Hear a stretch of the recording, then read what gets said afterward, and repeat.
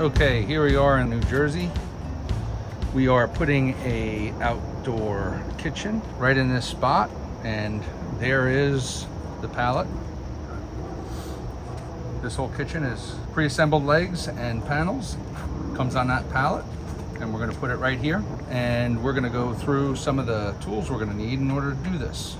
For an outdoor living foundation kitchen, you will need the following tools: an 18-gauge brad nailer, cordless or air, cordless driver with required bits, cordless drill with countersinks and 3-inch hole saw, level 4-foot or 6-foot depending on the unit size, or you can use a laser level. They are easier to use but may be difficult in sunlight. 3-foot extension with a 3/16-inch Allen bit, caulking gun, a roller handle, roller tray and chip brush, a 7-in-1 scraper, framing square or speed square, and you will also need consumables such as PL Premium 3, 1 1/4-inch stainless brad nails, 1 1/4-inch coated deck screws, 3 mil plastic. You will also need anchoring epoxy if you are using the anchoring brackets. And you will have items such as plastic and metal gas and air vents with your kit, anchoring brackets, waterproofing, and accessory kits for lighting, audio, or video. And you have this beautiful patio. This is all ceramic pavers and bluestone, and we wouldn't want to get any of that adhesive or the membrane on this. So we're going to put the plastic down first, and we're going to get started. All right, so we had a very interesting request on this one. The homeowners are both very tall, so they wanted to have the finished countertop be another 2 inches taller. So the best way to accomplish that and modify what we had was we are taking off the leveling feet, and we're going to add these pre-cut pieces .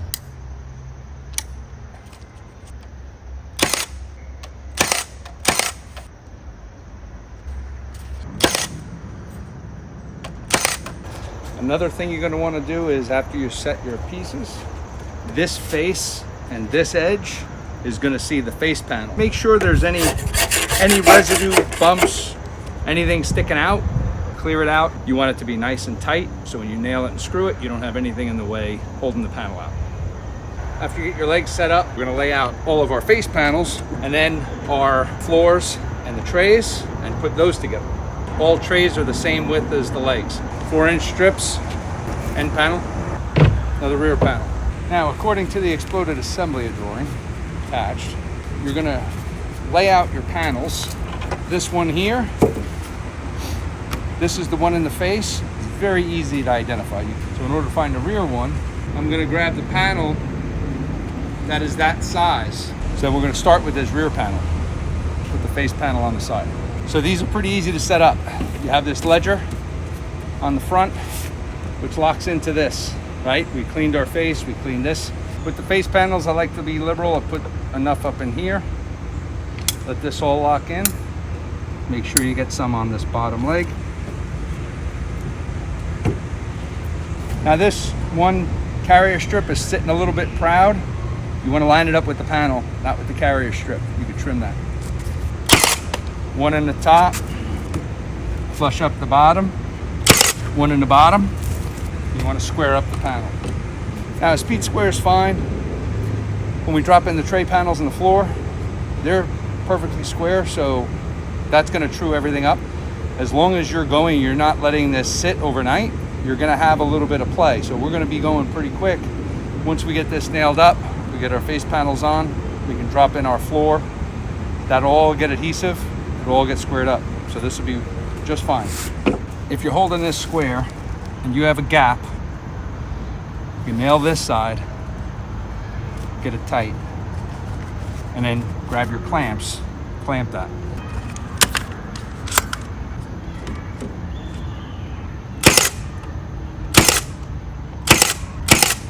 When you nail, try to stay on the edge. You might have one pop out of the side, but make sure you get them in. Change your angle just a little bit and get it into the sidewalls. And when you're coming in on this side, if you can't see it, not a big deal. You can go about 4 inches, but go at an angle. So you go inside the leg and not inside the back panel. And when you go to an angle, it's going to hold it a little bit better when you're moving everything around.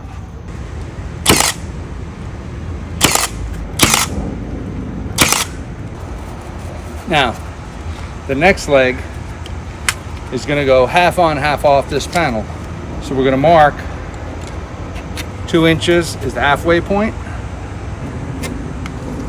And now 1, we know to stay on that side with the adhesive. 2, when we set the panel, we put that one on and we get that one tight. Same process. We get the bottom close. We're going to put on the face panels, and then after that we drop in the floor panels. The panel will have a little bit of movement, so when we start to assemble this and put it together and use the adhesive, we're going to lock everything together. As we get into the fronts, the leveling feet may have to come up or go down in order to get these panels on.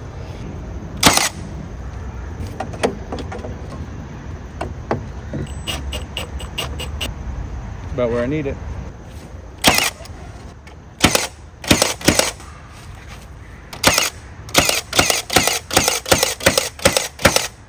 Now this, because I'm square on that, I'm going to pull that panel, and that's going to twist and straighten out the back panel.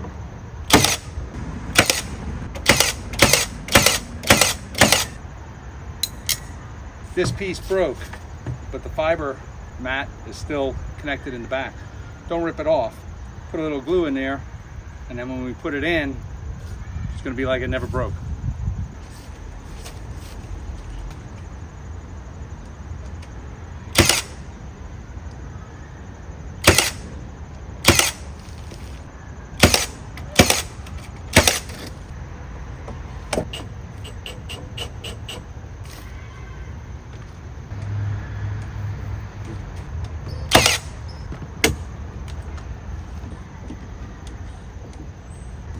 Now what I did was I brought this leg up a little bit, whether it's level or not, to get the face panels closed, because these panels are square and these seams, no matter what, have to go together. Once we get this last panel on, the next step is to get this leveled.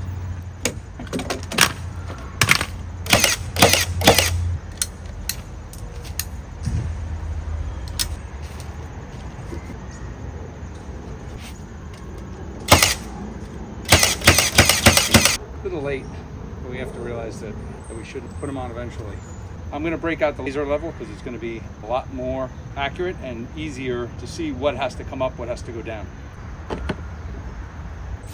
So this is the high spot. Patio's pitching down, pitching away. We want to start with the highest part of the patio, but we also need to make sure that we leave at least 1/4 of an inch. If we're doing a stone veneer, we could even go up a little higher and leave a 1/2 inch gap, because we won't have that full airflow around the whole perimeter, and wherever it drops to the ground is going to be more hidden. So to have a 1/2 inch would be fine. So bring this all to 4.5.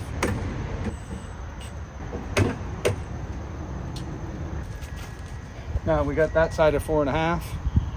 What we want to do is level up the back, but on the end, so that this way we get that at 4.5 and we're not cantilevering a piece out. Because it's all connected and there's really nothing to carry in there, we're just going to go to the end. What we could do is go to this if it was a little bit longer, go one leg in, but you want to make sure that you're not going one after the other, because then as you get to the middle, it's going to teeter. You want to go to the opposite end where you're going to bring it up level.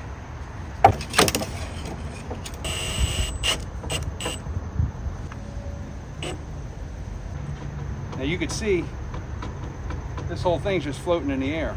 I don't want to move it too much, but you can see that we don't have much to do, and I'm at 4.5. All I got to do is touch this foot to the bottom. This is fresh, just brad nails. The glue isn't even set yet, and this whole thing is floating. I find it impressive. All right, now we're going to screw into the legs. You don't want to do a pre-drill where you're over drilling on the inside. When you're going into the flat, you don't need the pre-drill for the screw, but you do want to countersink for the head. So just using a bit for cutting tile, and then we could just do the countersink on each side, and then just set your screws. 4 each end. If it's a full overlay, just 4 screws, 8 screws on a seam, 4 on each side. Well, we got a good ways. We're just finishing up the waterproofing here. We got all the vents in. We got the waterproofing in where the grill goes. The flashing, there's a little backsplash panel that goes up against the flashing. The flashing will get trimmed to the stone. Got a little outlet cut in over here. All right, so we got a lot of this done. Now, you always have behind the grill, you have this beam, you have the strip that spans over the top, brings it up to level. This flashing will go in, run past the edge, they'll cut it just behind the stone, they'll grout it in, but what'll happen is when they set their countertop, the countertop will come in here, they'll set it in a bed of silicone, squeeze it out, 2 inches of silicone with the countertop, it's not gonna come out. We're gonna come down with the pieces for the backsplash, that's stone, everything will go down over that. You're waterproof, watertight on the inside. We're gonna set this with PL on the back. We cut it so it's flush on the outside and it goes halfway over there.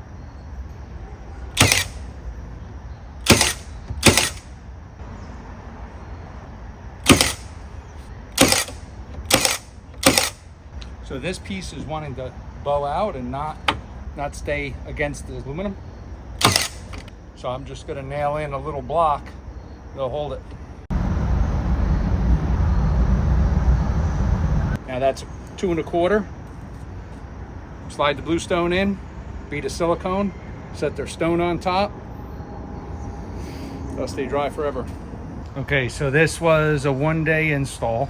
This is a custom height 33/4 LC. It's the one that has the upper backsplash area, but can also put in the upper bar brackets. What we did was we put the reinforcement strips around the openings to come through crowd at the distance of the stone so that you know where to stop your stone, you know where it sticks out too far, and you know where your door is gonna set. So it gives you a nice even edge, and you don't have any gaps and holes that allow entry into the cabinet from water, critters, bugs. Makes it all nice and clean. Then you have this area, which is where the grill goes. You have the holes that are drilled in the side up above the bottom tray so that you have air that accesses from the bottom. You have the vents all along the bottom, which allows airflow up. You'll have this one vent cut in the back. He's gonna cut it in the center, maybe of the grill, maybe of the whole unit, but he's gonna see when he starts laying out his stone. And it's set to cut in and set in from the back. So you'll set it in from back here and you'll push it through the face. And then just silicone the tabs.